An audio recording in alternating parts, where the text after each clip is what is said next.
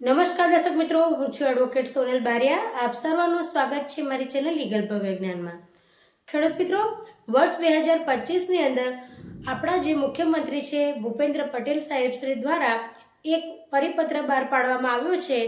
કે જે પણ ખેડૂત મિત્રો છે તેમને જમીનનો દસ્તાવેજ કરવો હોય, બરાબર છે,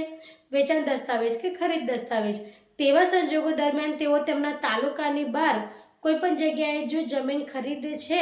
અથવા વેચવાની થાય છે તેવા સંજોગો દરમિયાન તે જે ખેડૂત મિત્રો છે તેમનું જે ખેડૂત તરીકેનું ખરાઈનું જે પ્રમાણપત્ર છે ખેડૂત ખરાઈનું તે રજૂ કરવાનું હોય છે, બરાબર છે.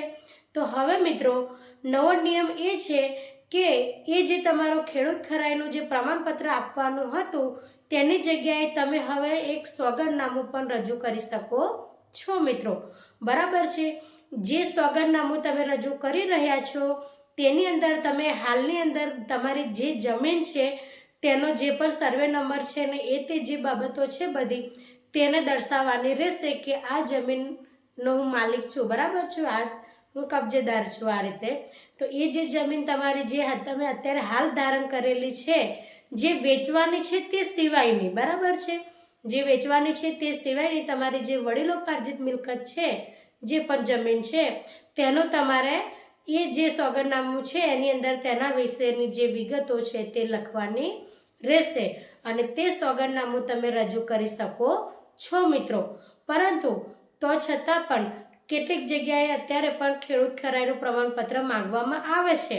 કારણ કે ખેડૂત ખરાઈનું પ્રમાણપત્ર એ સંપૂર્ણપણે નાબૂદ નથી થયું. એ તમારે અમુક જગ્યાએ તો જ્યાં માંગણી કરવામાં આવે તે આપવું તો પડે જ, પરંતુ અત્યારે જે ખેડૂત ખરાઈને લઈને જે નવા નિયમો આવ્યા છે કે જે તમે બધી પ્રોસેસ કરો તેની જગ્યાએ તમારે જો અત્યારે જ ખરીદી કરવાની હોય જમીનની તો તેવા સંજોગો દરમિયાન તમે ખેડૂત ખરાઈનું પ્રમાણપત્ર જલ્દીથી ન કાઢી શકો તેની જગ્યાએ તમે સોગંદનામું પણ રજૂ કરી શકો છો કે જેની અંદર તમે જે ધારણ કરેલી જમીન છે તેના વિશેની માહિતી કે વિગતો દર્શાવી દો છો, જેથી કરીને તમારું જે પણ કામ છે તે સરળતાથી થઈ જાય છે. અને જો તમે ખેડૂત છો જ મિત્રો અને તમારે જે ખેતીની જમીન તમારા નામે છે જ તો પછી એમાં કશો પણ વાંધો આવતો નથી, બરાબર છે મિત્રો. તો આ હતો વર્ષ 2025નો નવો નિયમ કે જ્યાં તમે ખેડૂત ખરાઈનું પ્રમાણપત્ર માંગવામાં આવે ત્યાં ઘડી તમે ધારણ કરેલી જમીનની વિગતો દર્શાવેલું એક સોગંદનામું રેડી કરીને આપી શકો છો, બરાબર. જો મિત્રો વિડીયો સારો લાગ્યો હોય તો તેને લાઈક કરજો, શેર કરજો, ચેનલને સબસ્ક્રાઈબ કરજો અને તમારો કોઈ પ્રશ્ન હોય તો કમેન્ટ બોક્સમાં જરૂરથી જણાવજો મિત્રો. આજના માટે આટલું જ.